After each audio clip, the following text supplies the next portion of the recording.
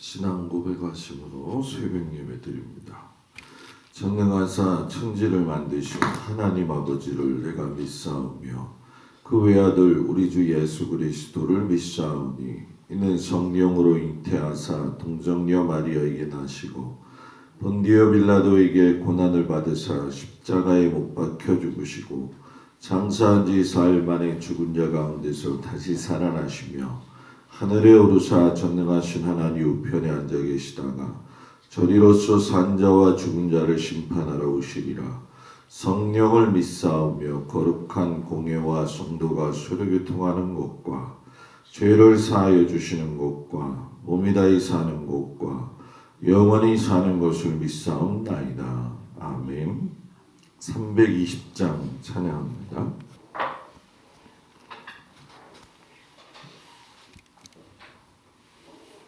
(320장)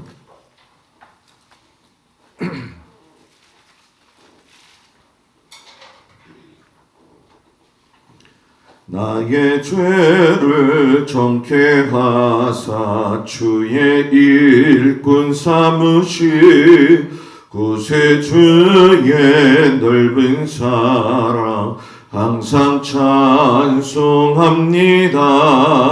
나를 일꾼 삼으신 주 크신 능력 주시고 언제든지 주 뜻대로 사용하여 주소서. 내게 부어 주시려고 은혜에 미하신 주 주의 은혜 채워주사 능력 있게 하소서. 나를 일꾼 삼으신 주 크신 능력 주시고 언제든지 주 뜻대로 사용하여 주소서. 죄의 짐을 풀어주시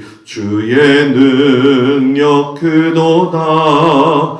나를 피로 사신 예수 내 맘속에 오소서. 나를 일꾼 삼으신 주 크신 능력 주시고 언제든지 주 뜻대로 사용하여 주소서. 주여 내게 성령으로 충만하게 채우사 생명수가 강물처럼 흐르게 하옵소서. 나를 일꾼 삼으신 주 크신 능력 주시고 언제든지 주 뜻대로 사용하여 주소서. 아멘. 하나님 말씀은 사사기 1장 그리고 2장 10절까지 말씀이 되겠습니다.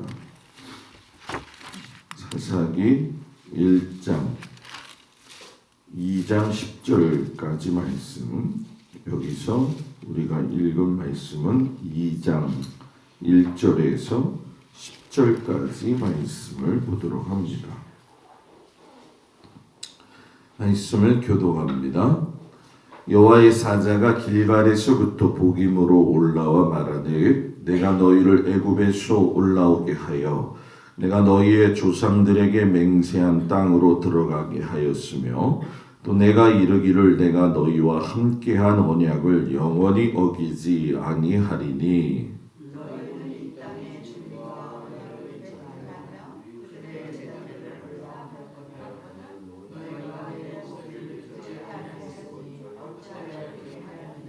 그러므로 내가 또 말하기를 내가 그들을 너희 앞에서 쫓아내지 아니하리니 그들이 너희 옆구리에 가시가 될 것이며 그들의 신들이 너희에게 올무가 되리라 하였노라.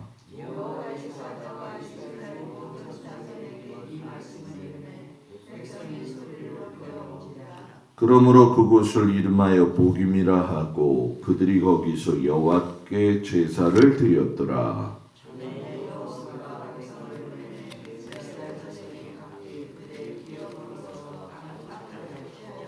백성이 여호수아가 사는 날 동안과 여호수아 뒤에 생존한 장로들 곧 여호와께서 이스라엘을 위하여 행하신 모든 큰 일을 본 자들이 사는 날 동안에 여호와를 섬겼더라.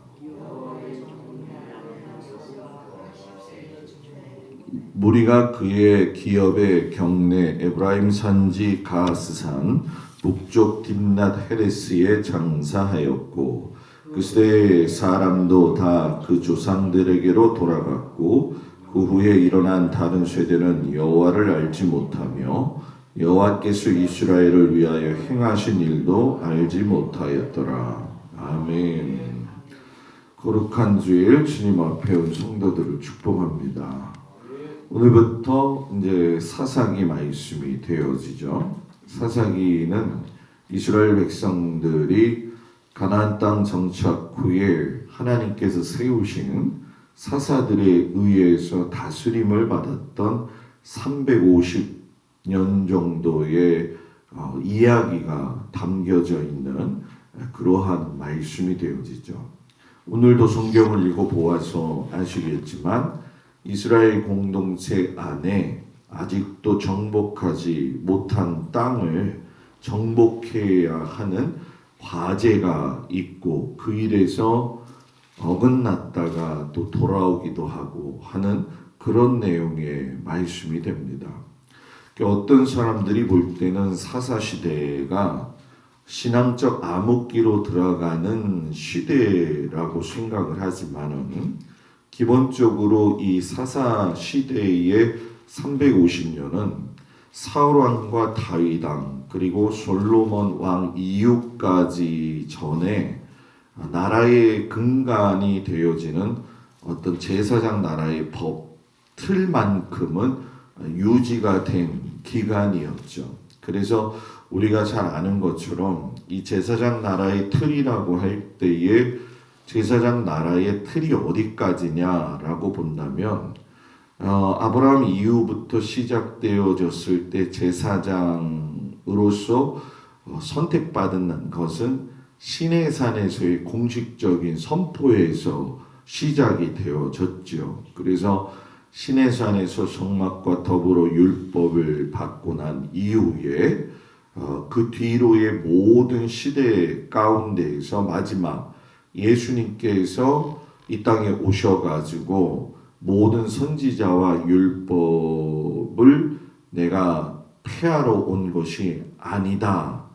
완전하게 하려 옵니다. 이렇게 말했던 그 시기까지가 제사장 나라가 되어지죠. 그래서 이 시기까지 제사장 나라의 틀이라고 보면 1500년 동안 이 제사장 나라 틀이 유지가 되어진 것이고 사사시대에도 그 안에 포함이 되어져 있는 거죠. 그래서 사사시대의 이 350여 년을 포함해 가지고 이스라엘의 역사를 여러분 쉽게 예수님까지를 이렇게 역사의 지배적 구조를 좀 잠깐 소개한다면은 우리가 잘 아는 것처럼 히브리 민족으로 시작이 되잖아요. 그죠? 그래서 애굽에서 바로의 통치를 받고 있다가 노예로 살았죠. 그리고 그 통치 시대가 애굽에서 나와서 모세의 인도하에 출애굽해 가지고 시내산에서 하나님과 언약을 맺고 광야 40년 생활을 했던 그 시대가 도래했죠. 그리고 이제 우리가 여호수아를 보면서 세 번째 시대가 도래했는데 만나 세대들을 통해 가지고 여호수아가 가나안 땅에 들어가 가지고 제사장 나라 통치를 시작하게 됩니다. 그리고 이제 오늘 네 번째 세대로 들어가면서 사사시대에 350년 동안 제사장 나라의 틀을 유지하죠. 그래서 이제 우리가 성경을 보게 되면 이후에 이스라엘 왕정이 500년 동안 시작이 되어져요. 그래서 그때도 제사장 나라가 유지되기는 했지만 본인들이 세운 인간의 왕으로 병행되어지는 삶을 살게 되죠. 그때 병행되어졌을 때 왕의 말씀대로 잘 살았으면 좋았는데 진정한 왕인 하나님의 말씀보다는 사람의 왕을 따라 쫓아 살다 보니까 여기저기서 흘러 들어온 이방신들에 의해 가지고선 북이스라엘이 아수르 제국에 의해 가지고 멸망을 하면서 우리가 잘 알고 있는 사마리아인이라고 하는 혼혈족이 탄생이 되어지죠. 그리고 남유다는 조금이라도 믿음을 좀 지켰지만 150년 후에는 결국 바벨론으로 끌려가 가지고선 70년 동안 바벨론 제국의 멸망 가운데 있을 때까지 묶여 있었죠. 그때의 시대가 우리가 잘 알고 있는 것처럼 다니엘이 나오고 수르바벨, 학개 그리고 모든 에스라 이런 분들이 그때 등장을 하죠. 그리고 포로 기한 이후에 페르시아라고 하는 나라가 등장을 하면서 또 거기서 200년의 통치를 받게 되고 그 다음에 나와가지고 뭔가 살만하니까 헬라 제국의 통치를 받죠. 그리고 헬라 제국이 알렉산더의 죽음 이후에 갑자기 분열이 되어지면서 그 분열되어진 장군들의 이름 중에 하스몬 왕조라고 하는 그 왕조가에 의해서 80년 지배를 받고 여러분이 이제 잘 아는 것처럼 로마가 지배를 하게 되면서 예수님께서 이 땅에 오신다는 거죠. 그래서 이 구조만 조금이라도 유의해서 들으면 성경이 그 시대에 어떤 일이 있었고 어떤 사람이 등장했고라고 하는 거를 이렇게 갖다가 끼워 놓기만 하면은 성경의 구조를 쉽게 알 수가 있는 거죠. 오늘 말씀을 보니까 여호수아가 죽었어요. 그리고 만나 세대들이 여호수아가 남긴 유언을 가지고 이제 제사장 나라의 두 가지 과제를 실천하는 모습이 1장에서 나오지요. 제사장 나라의 삶의 방식을 가나안 땅에서 정착하는 건 우리가 잘 아는 것처럼 실로에다가 성막을 세워놓았기 때문에 하나님이 명령하신 6월절, 77절, 초막절 3개는 꼭 지켜라. 올라와서 지켜야 되는 그 이야기.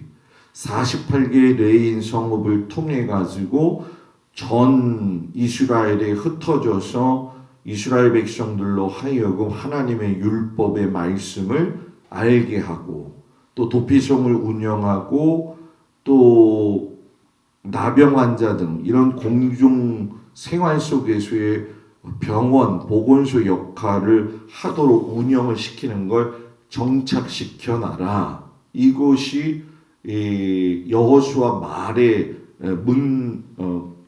주어진 명령이었죠. 그런데 사사 시대에 바로 들어오기 전에도 그랬고 들어와서도 보게 되면 지파별로 아직 점령하지 못한 땅이 있었고 그 땅은 믿음으로 싸워서 점령해야 되는 그러한 아주 뭐라고 해야 될까요? 순간의 선택을 해야 되는 아주 중요한 순간에 있다라는 거죠.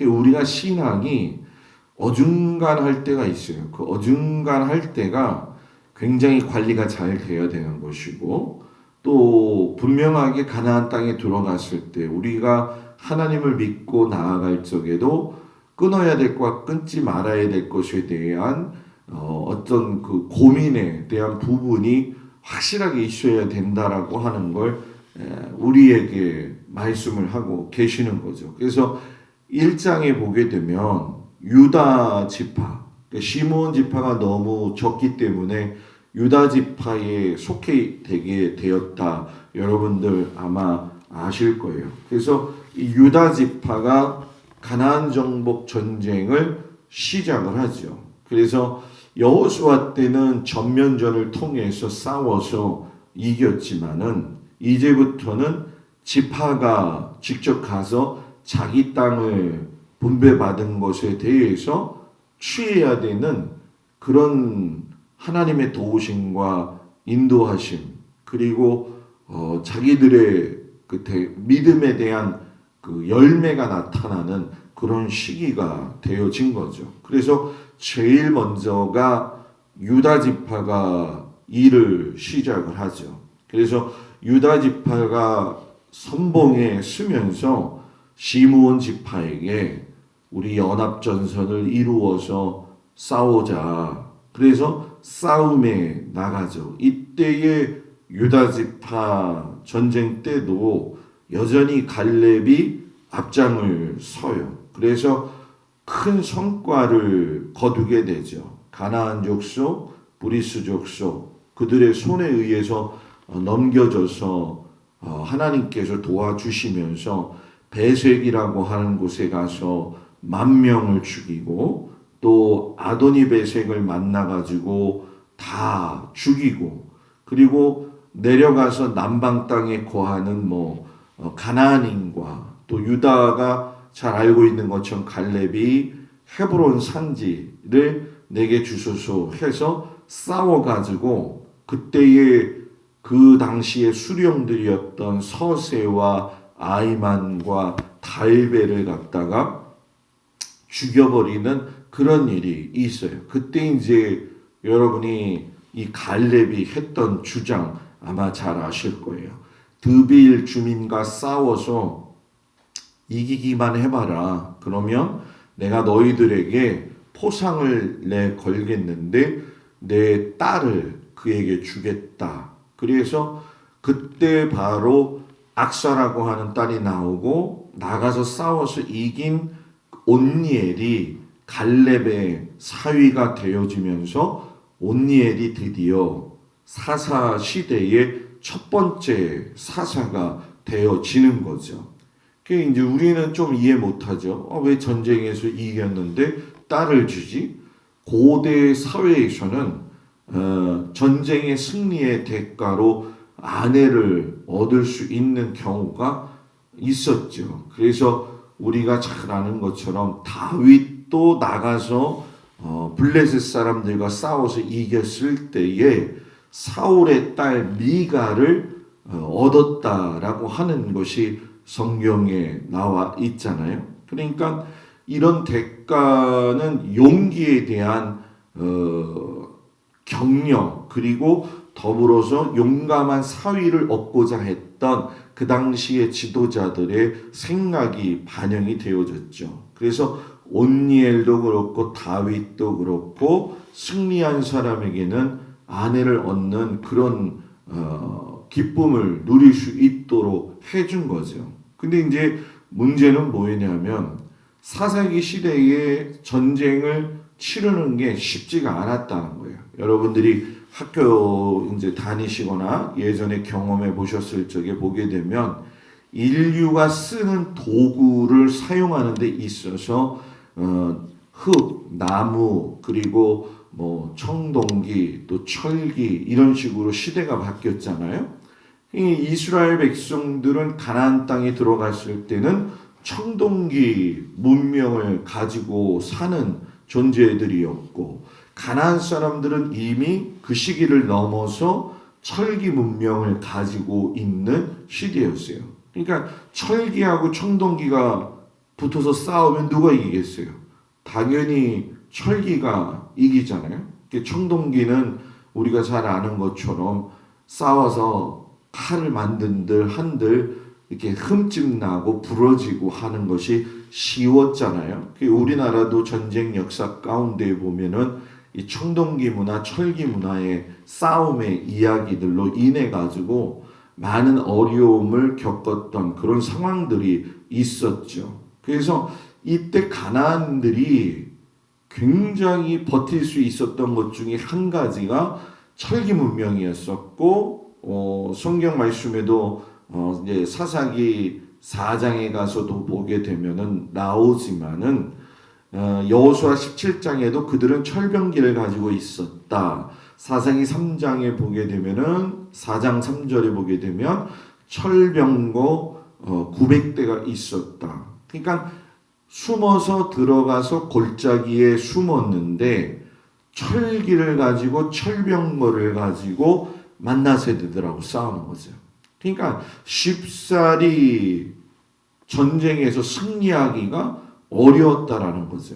그래서 그 전쟁에서 계속 싸우면 승승장구하잖아요. 그런데 한 번 지고 또 한 번 지고 완전 점령이 되지 못하다 보니까 두려움에 의해 가지고서는 계속 지연이 되어지는 상황이었다라는 거죠. 그래서 결국은 가나안 땅에서 쫓아내지 못하게 되어지는 거죠. 그래서 사사시대의 350년은 이 청동기 문화를 가지고 살면서 그 이후에 이스라엘의 사울왕이 등장하고 다윗 왕이 등장했을 때를 보게 되면은 다윗에 가서야 철기 문화가 도입이 되고 사울왕 시대 때에는 사울과 그의 아들 요나단만 손에 칼이 들려지고 창이 있는 것으로 이야기를 하죠. 그러니까 그때도 참 하나님이 도우셨기 때문에 이길 수 있도록 하나님이 인도하신 거였는데 이제 우리가 성경을 보면서 느끼지만 사무엘상 13장에 가게 되어지면 블레셋 사람들이 두려워하는 것 중에 무슨 얘기가 나오냐면 히브리 사람들이 칼이나 창을 만들까 두려워하였더라. 그때는 기껏 싸워야 보습이나 삽이나 괭이나 이걸 가지고 가서 싸웠다라는 거죠. 그래서 우리가 이때 이제 므낫세, 에브라임, 스불론, 아셀, 납달리, 단지파, 가나안 정복을 완전히 못하게 되어지죠. 그러다 보니까 슬금슬금 뭐예요? 가나안의 문화가 들어오기 시작을 했다는 거예요. 그래서 우리의 신앙 상태가 이걸 또 빗대어서 적용을 시키면은 우리가 우리의 손에 들린 무기가 뭔지를 봐야 된다는 거예요. 내 믿음의 상태가 내 무기가 되어지는 거죠. 내가 아직도 청동기 문화와 또는 그런 거에 이제 삽이나 괭이나 보습이나 이런 거 정도 들고 다니면서 영적 싸움을 하고 있는 거냐, 아니면 하나님의 그 주시는 말씀에 의해서 철병거 이상의 능력을 소유하고 영적 전쟁을 싸우고 이기느냐, 이거는 내 자신을 조금만 살펴보더라도 알 수가 있어요. 그래서 우리 성도들의 삶에, 또 목사도 마찬가지지만 단순한 삶이 아니라는 거죠. 그냥 인생에 태어나서 예수님을 믿고 자녀가 됐으니까 구원받았다, 이것이 아니라 우리는 하나님 나라 가기까지 끊임없이 우리 자신과도 싸워야 되고 세상하고도 싸워야 돼요. 왜? 우리는 아직 변화돼야 될 것이 많이 있고 하나님 앞에 새로워져야 될 믿음의 모습이 많이 있고 내 안에 버려야 될 나의 어떤 성격과 모난 모습들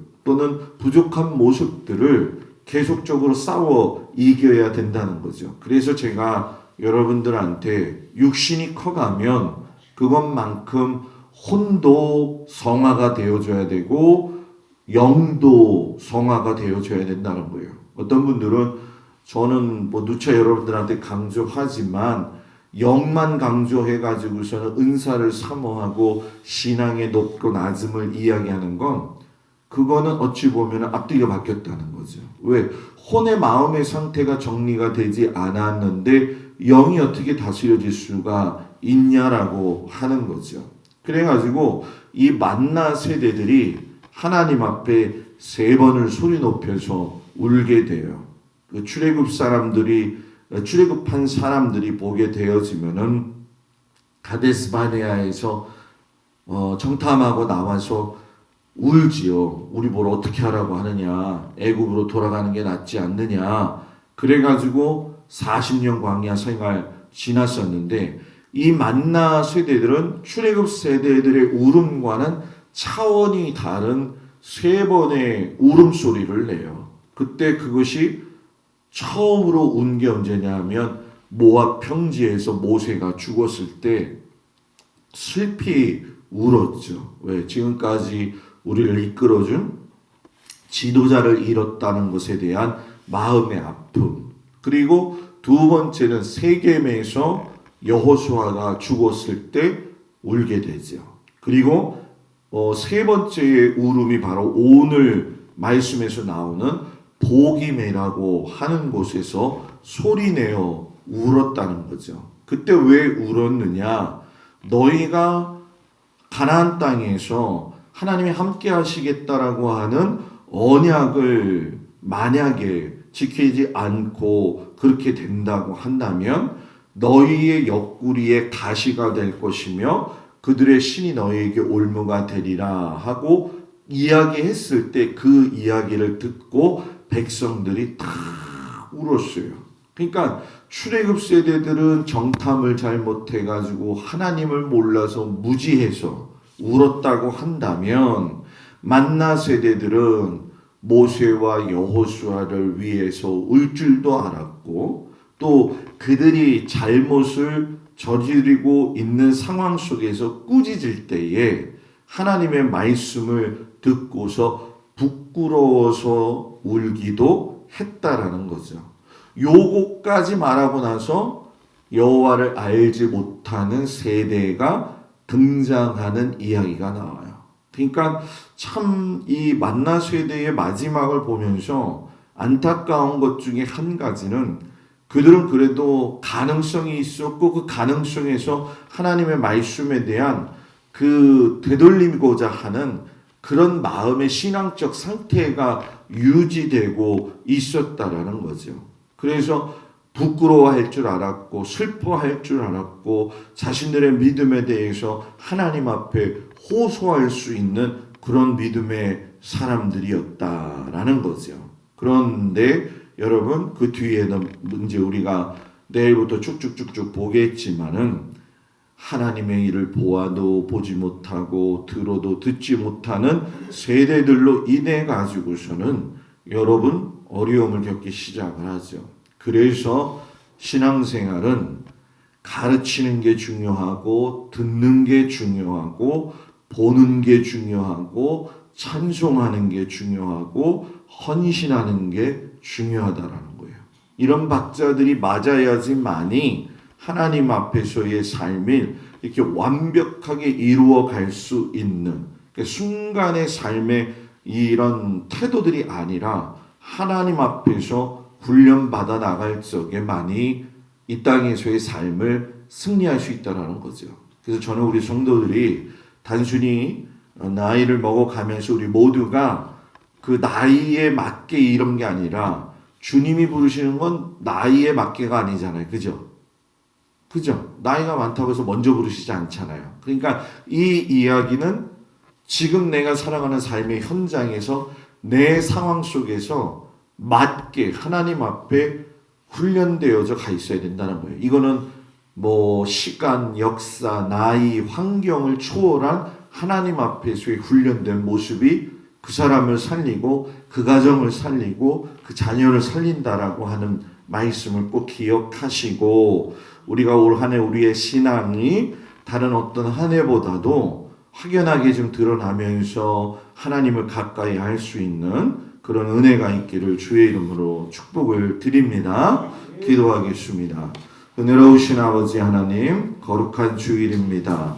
하나님의 말씀을 통해서 우리의 심령을 바라보게 하시고 주님의 선하신 뜻을 따라 온전한 믿음의 길을 걸어가기에 부족함이 없는 저희들 되어지도록 하나님 도우시고 인도하여 주시옵소서. 하나님 오늘 이 말씀이 우리 안에 깊은 새김이 되게 하여 주시기옵시고 아버지 하나님 오늘도 거룩한 주일 하나님 앞에서 예배드리며 하나님의 말씀을 통하여서 우리의 삶을 점검하고 우리의 영적인 상태를 또한 혼의 상태를 점검하게 하셔서 하나님 기뻐하시는 믿음의 삶을 살 수 있도록 은혜 내리어 주옵소서. 사랑하는 모든 성도들의 가정과 일터와 자녀들을 주님 눈동자와 같이 지켜주시길 축복하면서 예수님의 이름으로 기도드렸사옵나이다. 아멘. 하늘에 계신 우리 아버지여, 이름이 거룩히 여김을 받으시오며 나라의 마옵시며 뜻이 하늘에서 이루어진 것 같이 땅에서도 이루어지이다. 오늘날 우리에게 일용할 양식을 주옵시고 우리가 우리에게 죄 지은 자를 사하여 준 것 같이 우리 죄를 사하여 주옵시고 우리를 시험에 들지 말게 하옵시며 다만 악에서 구하옵소서. 나라와 권세와 영광이 아버지께 영원히 있사옵나이다. 아멘.